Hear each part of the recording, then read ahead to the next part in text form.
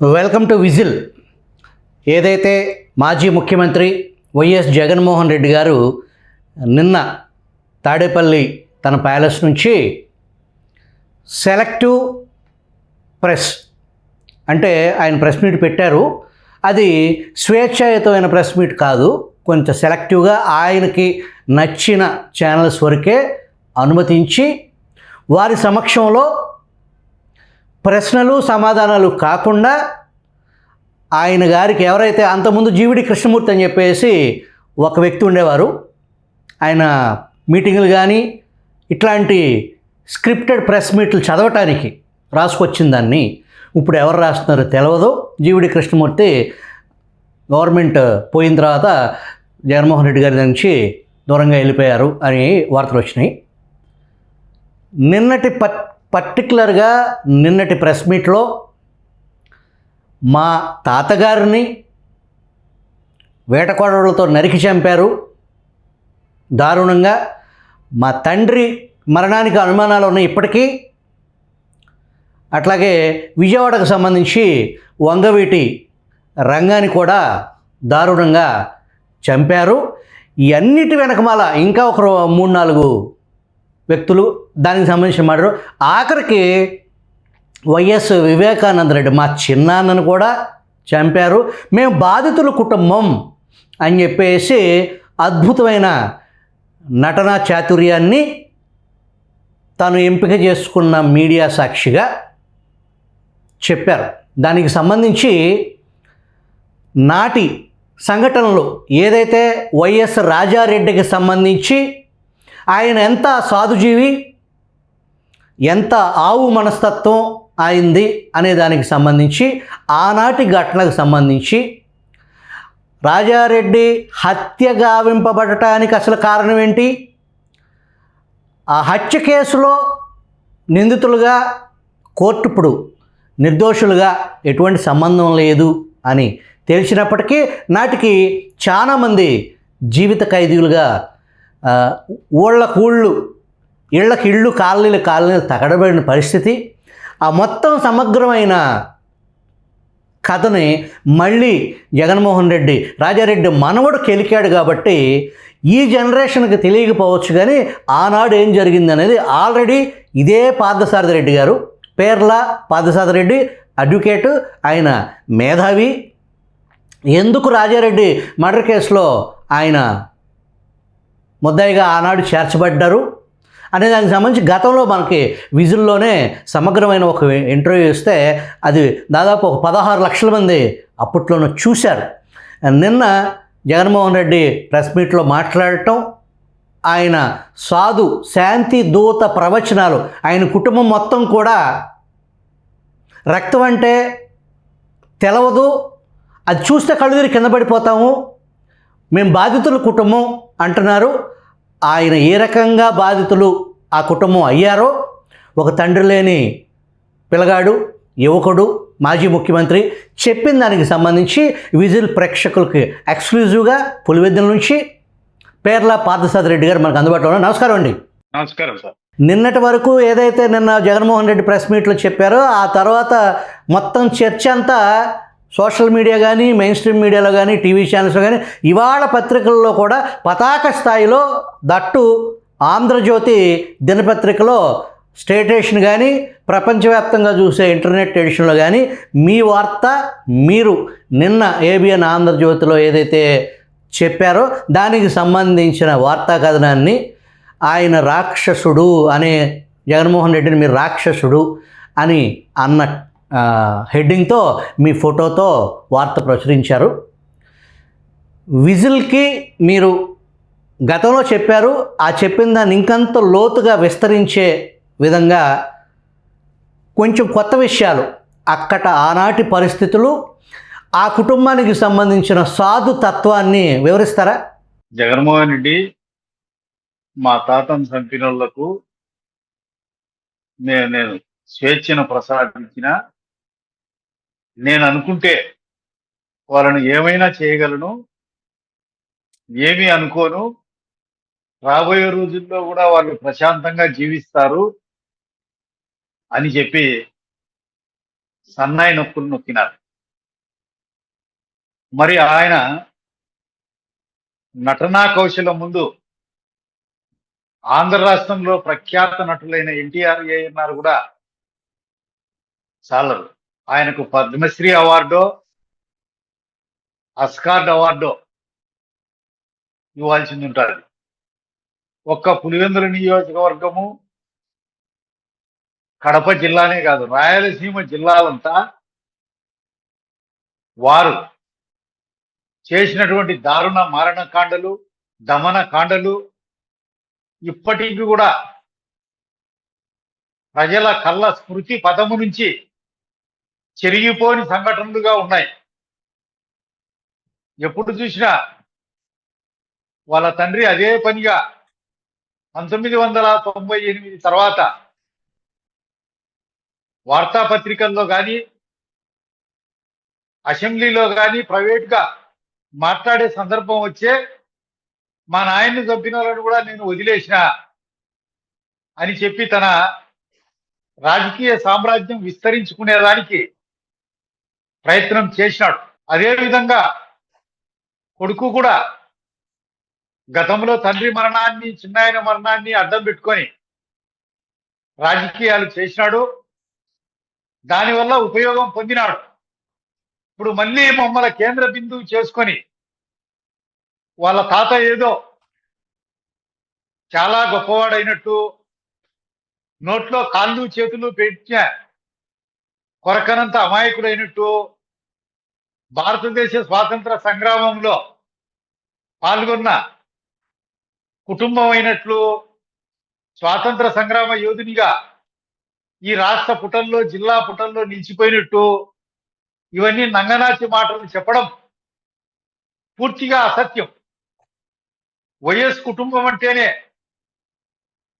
రక్తం దాగే రాక్షసుల జాబితాలో ఈనాడు కాదు, ఏనాడో చేరిపోయింది.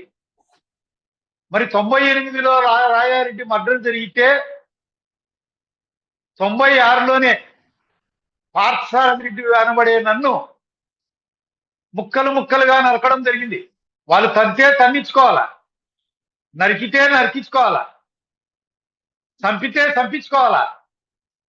అయినా కానీ మేము ఒక ఆసాదకుల మాదిరి, ఒక భట్రాజు మాదిరి, అబ్బా వాళ్ళు రాజు వచ్చే రవి తేజం అనడాలు వాళ్ళని పొగుడుతానే, శాంతి స్వరూపు, శాంతి ఇంట్లోనే పుట్టింది, వాళ్ళ మహా పెద్ద కుటుంబము, హత్యలు చేసే కుటుంబం కాదు అని వాళ్ళు మేమందరం కలిసి చెప్పనేది వాళ్ళ అభిప్రాయం. 96లో జరిగిన సంఘటనకు ప్రతీకారమే 98లో సంఘటన. అది కూడా ప్రణాళికాబద్ధంగా జరిగింది కాదు. సంపుతాడు అనే భయంతో పరిగెత్తి పరిగెత్తి మా ప్రయాణాన్ని ఎక్కడ నిలబెట్టాలా, ఎంత దూరం పరిగెత్తాలా, మా ప్రయాణం ఎక్కడి వరకు, అటువంటి దిశా గమ్యము లేని, దారి తెన్ను తెలియని బాటసారిలా ప్రయాణిస్తున్నప్పుడు మా ప్రాణాలను మేము కాపాడుకునేటందుకు చేసిన ఒక ప్రయత్నమే రాయారెడ్డి. అంతేగాని దాంట్లో కుట్ర గాని, ఆ హత్య వల్ల మేము రాజకీయంగా పెత్తనం సాధించాలని కానీ, ఏ రాజకీయ నాయకుల అండదండలు తీసుకోవడం కానీ, ఇక్కడ జగన్మోహన్ ఏ రెడ్డి రాజకీయ పార్టీ ఆస్కారం తీసుకోవడం కానీ జరగలే. పార్థసారథి గారు, ఇక్కడ నిన్న ప్రెస్ మీట్లో జగన్మోహన్ రెడ్డి గారు మాట్లాడింది ఏంటంటే, సాక్షాత్తు చంద్రబాబు నాయుడే ఆ రోజున వాళ్ళ తాతగారిని చంపటానికి కారణం అనే ఒక తీవ్రమైన ఆరోపణలు చేశారు. చంద్రబాబు నాయుడికి, తెలుగుదేశం పార్టీకి అక్కడ అసలు రాజారెడ్డి రాజ్యాంగం అనేది ఒక పదం మనం తరచూ వింటూ ఉంటాం. అసలు వాట్ ఈజ్ రాజారెడ్డి? చంద్రబాబు నాయుడు గారు నిరంతరము శాంతికాముడు. ఫ్యాక్షన్ కు, పగలకు, ప్రతీకారాలకు ఆయన చాలా దూరం. కాబట్టి ఆయన పైన బురద చల్లాలని ప్రయత్నం నిరంతరం చేస్తూ ఉంటారు. వాళ్ళ తల్లి కాలం నుంచి జరిగేదే. నేను కొన్ని 100 ఇంటర్వ్యూలో ఈ రోజు చెప్పేది కాదు. ఈ రాజారెడ్డి హత్య కానీ తెలుగుదేశం పార్టీకి కానీ ఇప్పటి ముఖ్యమంత్రి నా చంద్రబాబు నాయుడు గారికి కానీ తెలిసి జరిగింది కాదు. ఆ ఇన్సిడెంట్ తర్వాత మాకు చంద్రబాబు నాయుడు ఎక్కడ ఆశ్రయం కల్పిలే. నాకు ఇచ్చిన చిన్నపాటి పదవి Pulivendula AMC market agriculture market committee chairman పదవి కూడా 96లో ఇచ్చింది. 98లో రాయారెడ్డి మద్దతు జరిగింది. ఈ వెరిఫికేషన్ రాష్ట్ర ప్రజలంతా గమనించాల్సిందిగా నేను కోరుకుంటున్నాను. ఆయన ఆశ్రయం ఇచ్చి మాకు తలపైన ఒక కిరీటం పెట్టి మహోన్నతమైనటువంటి పదవులిచ్చి మమ్మల్ని ఆర్థికంగా పరిపుష్టి చేసినట్లు ఎక్కడా లేదు. చంద్రబాబు నాయుడు నైజము ఎరిగిన వారు కూడా లేరు. మాకు ఎలాంటి సహాయ సహకారాలు చంద్రబాబు నాయుడు గారు అప్పుడు కానీ ఇప్పుడు కానీ అందిందా.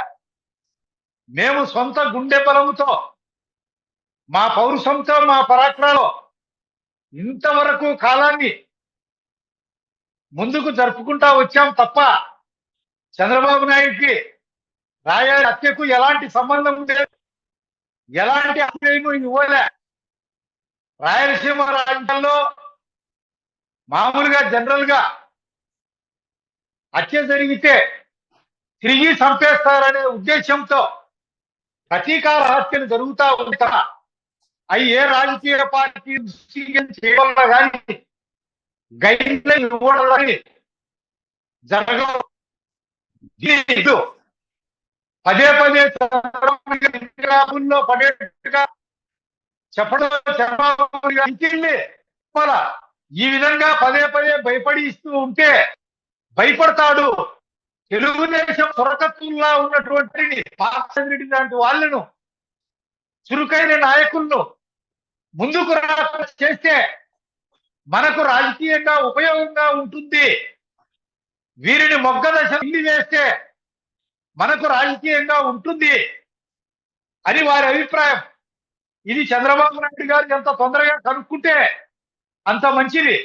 మేమేమి ఫ్యాక్షనిస్టులం కాదు. 98 తర్వాత ఇప్పటి వరకు మేము ఒక అన్యాయం చేసినా, ఒక దుర్ఘటన చేసినా, ఒక దుర్మార్గానికి పాల్పడినా, ఒక హత్యలో పాల్గొన్నా ఒక్క ఉదాహరణ చూపిమని నేను అడుగుతున్నాను జగన్ ఇంతవరకు వాళ్ళ తండ్రి కొడుకులు వాళ్ళ కుటుంబం చేసినటువంటి, మా కుటుంబానికి చేసినటువంటి అన్యాయం, అక్రమం ఇప్పటికైనా సాధిస్తే వారి పెద్దరికం ఏదైనా ఉంటే అది పలసబడిపోకుండా ఉంటుందని నేను కోరుకుంటున్నాను.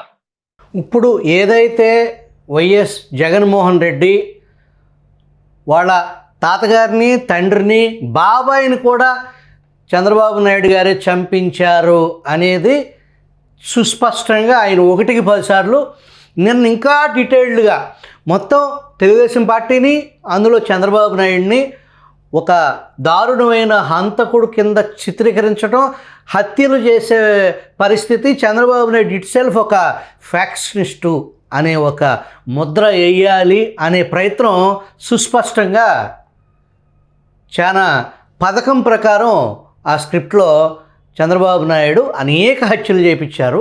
ఆ హత్యల్లో వాళ్ళ తాత, నాన్న, బాబాయ్ కూడా ఉన్నారు అనే ఇంప్రెషన్ క్రియేట్ చేయడం కోసం ఆయన ఆరాటపడ్డారు.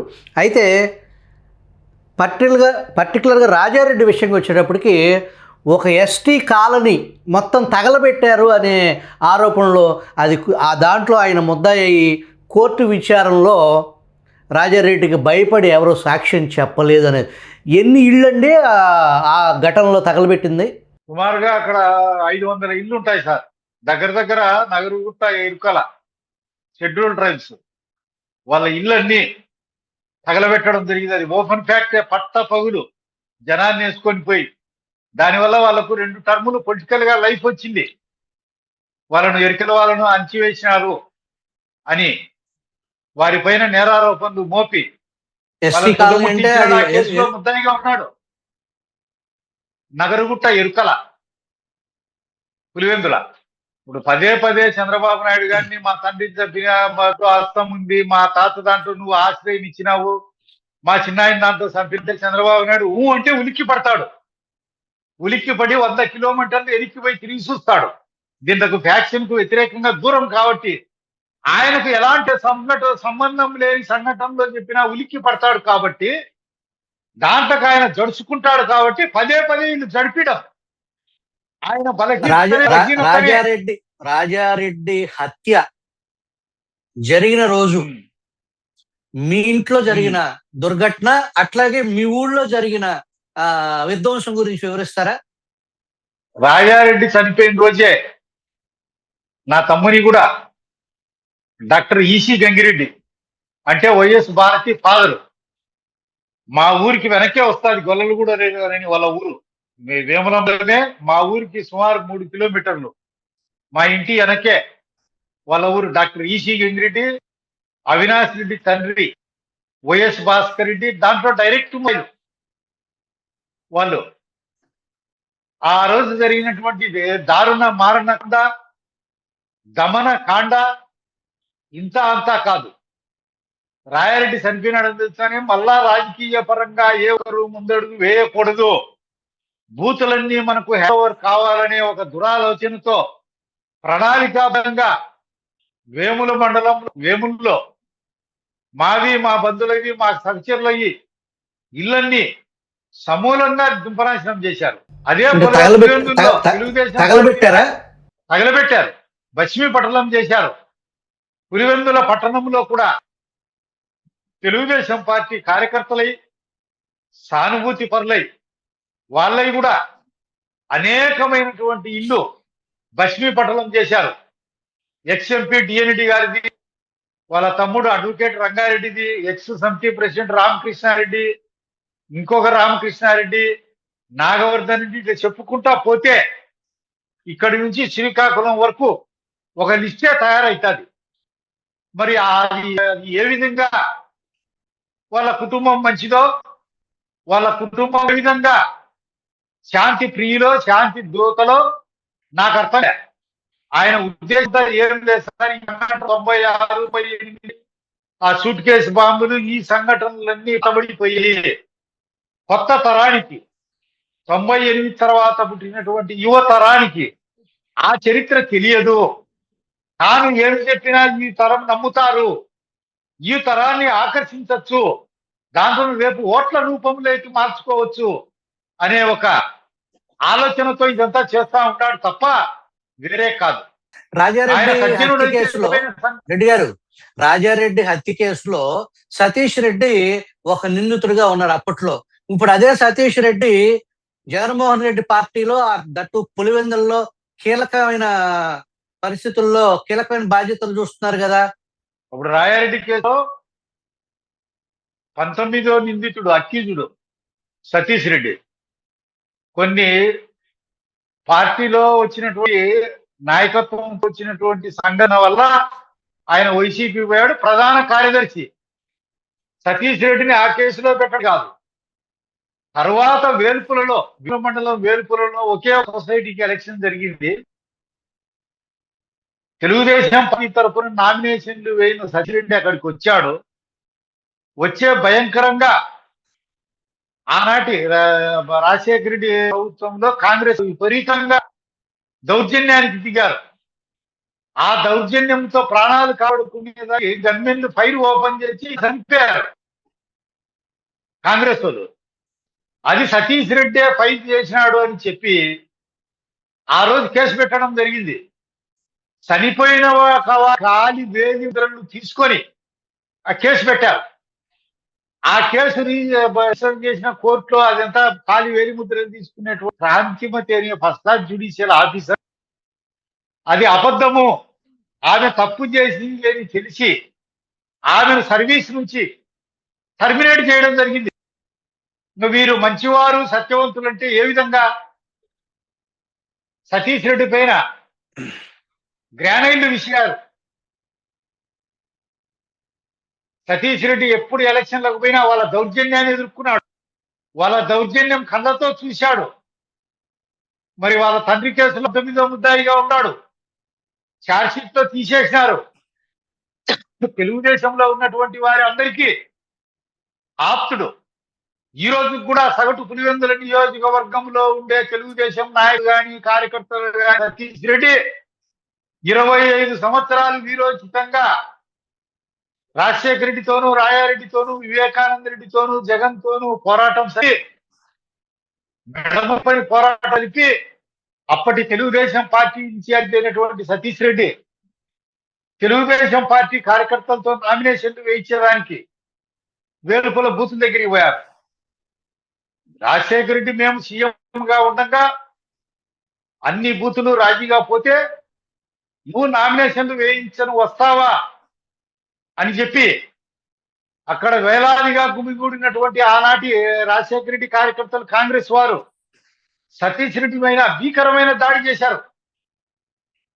సంఘర్షణలు భారీ ఎత్తున చెలరేగాయి.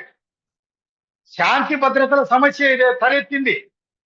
అటువంటి విపత్కర పరిస్థితుల్లో సతీష్ రెడ్డి గన్మెన్లు ఫైర్ ఓపెన్ చేస్తే 2 కాంగ్రెస్ కార్యకర్తలు స్పాట్ డెడ్ అయ్యారు. సతీష్ రెడ్డికి ఎలాంటి సంబంధం లేకపోయినా చనిపోయిన వారి ఖాళీ ముద్రలు తీసుకొని ఆ పిటిషన్లోనూ ఎఫ్ఐఆర్ దాంట్లోనూ సంతకాలు తీసుకొని సతీష్ రెడ్డి పైన అనేక మంది అమాయకుల పైన కేసు రిజిస్టర్ చేయడం జరిగింది.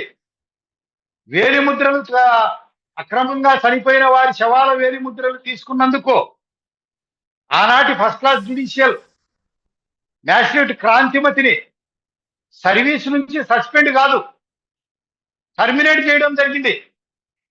ఇంతకంటే దారుణమైనటువంటి విషయం మరొకటి ఉంటుందా? ఆ కేసులో మెజిస్ట్రేట్ డిస్మిస్ చేశారా? డిస్మిస్ చేశారు. Service from terminate total Kranthimathi. ఆ కేసు ఇప్పటికీ కూడా పూర్తిగాలే. వాయిదాలకు కడపకు సెషన్స్ కోర్టుకు కేసును బదిలీ చేస్తే ఇప్పటికి కూడా తిరుగుతూనే ఉన్నారు. దగ్గర దగ్గర సుమారు 20 సంవత్సరాలు పూర్తి అవుతుంది. 24 సంవత్సరాలు సతీష్ పైన అబద్ధమా? పార్టీతో వచ్చినటువంటి భేదాభిప్రాయాల వల్ల ఆయన వైసీపీ లేకపోయాడు. తెలుగుదేశం పార్టీ కార్యకర్తలమంతా అమితంగా ప్రేమించేటటువంటి వ్యక్తి, ఒక మహోన్నతమైనటువంటి కుటుంబానికి చెందినటువంటి వ్యక్తి. మరి ఆయన పోయినమంతా స్టిల్ ఇప్పటికి కూడా సగటు తెలుగుదేశం పార్టీ కార్యకర్తలు బాధపడతారు. వాళ్ళ తాత సతీష్ గారి తాత వేంపల్లె సమితికి యునానిమస్ సర్పంచ్, యునానిమస్ సమితి ప్రెసిడెంట్. అప్పుడు జరిగేటటువంటి ఎన్నికల్లో రాయారెడ్డి వేంపల్లె నాగిరెడ్డి దగ్గరికి పోతే వేంపల్లె నాగిరెడ్డి గారు రాయారెడ్డి జోకర్ అనేవాడు, రాజనారాయణ అనేవాడు, నువ్వు రావద్దు ఓట్లకు, నిన్ను పిలవలేదు కదా, నీవు రావడం మాకు వచ్చే ఓట్లు పోతాయి అని అసెంబ్లీ ఎన్నికలందుకు చెప్పేవాడు. అయినా కానీ మొండిగా తల గోడకేసి బాదుకుంటూ అలిగి మొండికి పోయేవాడు. ఇది ఇలా చరిత్ర. రాజశేఖర రెడ్డి ఒకనాటి గురువేంపల్లె నాగిరెడ్డి, ఈరోజు అతను సతీష్ రెడ్డి వైసీపీలో ప్రధాన కార్యదర్శిగా ఉన్నాడు. అతను నచ్చి కాదు, విధివశాత్తు a good person in wrong party,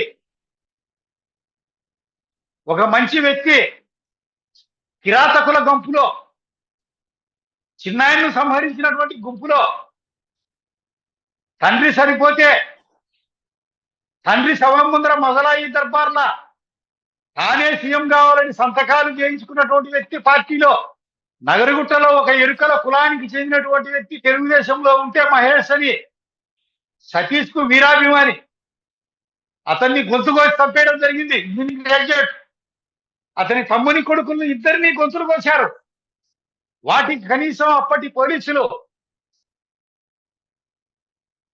FIR కూడా నమోదు చేయలేదంటే వారి ధర్మము, వారి న్యాయము ఏ విధంగా పులివెందుల నియోజకవర్గంలో నడిచిందో చెప్పాల్సిందిగా నేను కోరుకుంటున్నాను. వైఎస్ రాజశేఖర్ రెడ్డి మీద హైదరాబాదు సెక్రటేరియట్ లో తుపాకీతో రాజశేఖర్ రెడ్డిని హత్య చేయాలి అనే సంఘటనకి మూలం ఏంటంటారు?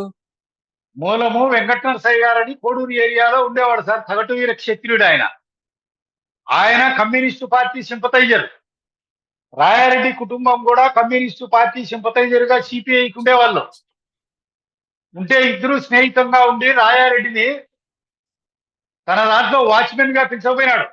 తన గనుల దగ్గర ఆ లెక్క డొక్క చూసేదానికి, కూలీలు అనిపించేదానికి కొద్ది కాలానికి పావలా భాగస్థం చేశాడు. వెంకట నరసయ్యను చంపితే ఆ గనులను మనం ఆక్యుపై చేయొచ్చు కదా అని ఎమర్జెన్సీ పీరియడ్ రాజశేఖర రెడ్డి స్వయంగా వెంకట నరసయ్యను హతమార్చడం జరిగింది. దాంట్లో రాయారెడ్డి పెద్ద కొడుకు జార్జ్ రెడ్డి ముద్దాయిలు. దానికి ప్రతీకారంగా ఉమ్మడి ఆంధ్రప్రదేశ్ సచివాలయంలో సెక్రటేరియట్ లో వెంకట నరసయ్య మేనల్లుడు సుబ్రహ్మణ్యం ఫైర్ ఓపెన్ చేశాడు రాజశేఖర రెడ్డి పైన. వీళ్ళ కుటుంబం చరిత్ర ఎప్పుడు కూడా అమాయకులను పెట్టుకొని అగాధాలు దాటేదే కదా. ఒక అమాయకుడు దొరికితే అమాయకుని పెట్టుకొని ఇటు ఇటు తిప్పి ఆ బుల్లెట్ గాయాలు అతనికి తగ్గితే చనిపోయాడు. రాజశేఖర రెడ్డి తప్పించుకున్నాడు. సో దానికి ప్రతీకారంగా జరిగింది. బుల్లెట్ ని ఒక మనిషిని అడ్డం పెట్టాడా? అడ్డం పెట్టాడు. ఆ మనిషి చనిపోయాడు. మళ్ళా తర్వాత వారిని అదిలించి బెదిరించి ఆ కేసు కాంపించుకొని ఆ కేసు నుంచి బయటపడారు. ఇక్కడ కడప జిల్లాలోనే కాదు, రాయలసీమలో ఏ ఒక్కరిని అడిగినా రాజశేఖర రెడ్డి జగన్ కుటుంబం అంటే రాక్షసులు, హతమార్చేవారు, కిరాయంతకులకు ఆశించేవాళ్ళు, నమ్మక ద్రోహులు, గెయిన్ ఫార్ మర్డర్ చేసేవాళ్ళు అనేట్టు తప్ప వారి కుటుంబానికి సచ్చరిత కానీ న్యాయం ధర్మం అనేది కానీ లేనే లేదు అని ఏ ఒక్కరిని అడిగినా చెప్తారు. చివరిగా దేనికైనా ఒక ప్రశ్న. మసిపూసి పారే ఈ వైఎస్ వివేకానంద రెడ్డిని తెలుగుదేశం వాళ్ళు చంద్రబాబు నాయుడు చంపించాడు అని ఒక తీవ్రమైన ఆరోపణ. ఆయన కూతురేమో ప్రస్తుతం ఈ కేసు నడుస్తూనే ఉంది, విచారణ దశలో ఉంది. తమ్ముడిని, ఇంకొక చిన్నాన్నని, వాళ్ళ చిన్నాన్నని అరెస్ట్ చేశారు, బెయిల్ మీద ఉన్నారు. 5 సంవత్సరాలు ముఖ్యమంత్రిగా ఉన్నాడు ఆయన. తన తండ్రి మరణం అనుమానాలు ఉన్నాయన్నాడు. తన బాబాయిని తెలుగుదేశం పార్టీ చంద్రబాబు నాయుడు చంపించారన్నారు. 5 సంవత్సరాలు ఆయన ముఖ్యమంత్రిగా ఉన్నాడు. సొంత చెల్లి వాళ్ళు పోరాడుతుంది. అయినా కూడా వైఎస్ వివేకాను దారుణంగా చంపించింది మీ పార్టీ అధినేతే అనే దాని మీద మీ కామెంట్ ఏంటి? చంద్రబాబు నాయుడు గారికి అంత సీన్ లేదని అఖిలాండ కోటి ఆంధ్రులకు తెలుసు.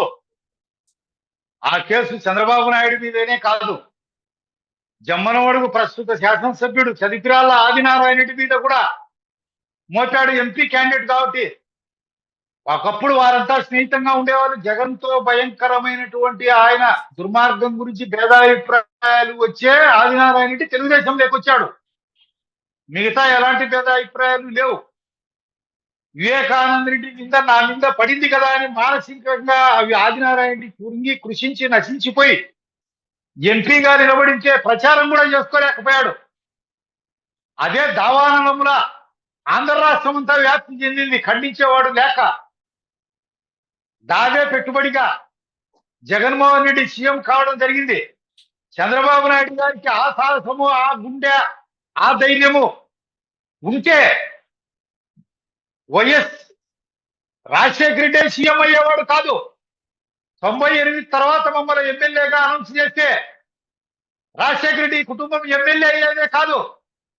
పులిహెందుల సరిహద్దులు దాటుకుని ఏ హైదరాబాద్ మద్రాసు చేరుకోవాల్సింది. చంద్రబాబు నాయుడు గారి సాచివేత ధోరణి, వేచి ఉండే ధోరణి, కాలం పరిష్కరిస్తుంటాది అనే ధోరణి, చట్టపరంగా కూడా దుర్మార్గులను అవతలి వారిని ప్రత్యర్థులను శిక్షించలేకపోవడం తప్పు చేసినప్పటికీ చివరిగా వాళ్ళు సమయం తక్కువగా ఉంది. కారణం. పార్థసారథి రెడ్డి గారు, సమయం తక్కువ. చివరిగా ఒక ప్రశ్న. మీ పార్టీలో పనిచేసే వాళ్ళకి పదవులు ఇవ్వకపోవటం, పదవులు ఇచ్చిన వాళ్ళకి, పదవులు పొందిన వాళ్ళు ఎవరికైతే పదవులు ఇస్తారో వాళ్ళు కౌంటర్ అటాక్ మాట్లాడలేని పరిస్థితి. మాట్లాడే వాళ్ళకి పదవులు లేవు, పదవులు ఉన్న వాళ్ళు మాట్లాడరు. దీని మీద మీ కామెంట్? పార్టీ గతంలో అనేక సార్లు చెప్పాం, మాలాంటి త్యాగదనులు ఉన్నారు. సర్వము పార్టీ కోసం త్యాగం చేసినటువంటి వాళ్ళం. ఈ దేశంలోనే అత్యున్నత విద్యావంతులం. అప్పట్లోనే ఎంఏ ఎల్ఎల్బి చేసి అడ్వకేట్ చేసిన వాళ్ళం. మేము ఎలాంటి తప్పు చేసిన వాళ్ళం కాదు. రాజశేఖర రెడ్డి కుటుంబము జగన్ లాంటి దుర్మార్గుల, దుర్వర్తుల, దుశ్శాసనుల ఎండగట్టాలంటే, వీరు చేసే అక్రమాలు చేయాలంటే మాలా గుండె బలం ఉన్నటువంటి, ఉక్కు గుండెనటువంటి కార్యకర్తల్లో చేరదీయాల, పదవులు ఇయ్యాలా, మా అనుభవాన్ని ఉపయోగించుకోవాలా. అప్పుడు తెలుగుదేశం పార్టీలో ఉండే కార్యకర్తలకు ఎక్కడ కష్టం వచ్చినా, వాళ్ళు పిలిచినా పిలవకపోయినా కుప్పటించి దుంకి పార్టీకి మరింత ఉత్సాహంతో పనిచేస్తాం. మాకు న్యాయం జరగాలనే కోరుకుంటున్నాం. ఈ రోజు కూడా మా తమ్ముడు పేర్ల శేషారెడ్డికి అనేక సార్లు తిరిగినప్పటికీ రాయారెడ్డితో డైరెక్ట్ యుద్ధం చేసి లైఫ్ అనుభవించినటువంటి వ్యక్తి. మరి గన్మెన్ ఇమ్మంటే గన్మెన్ ఇచ్చిన పాపాన పోలే ఇంతవరకు. మరి ఎవరికి చెప్పుకోవాలో మాకు అర్థం కావడంలే.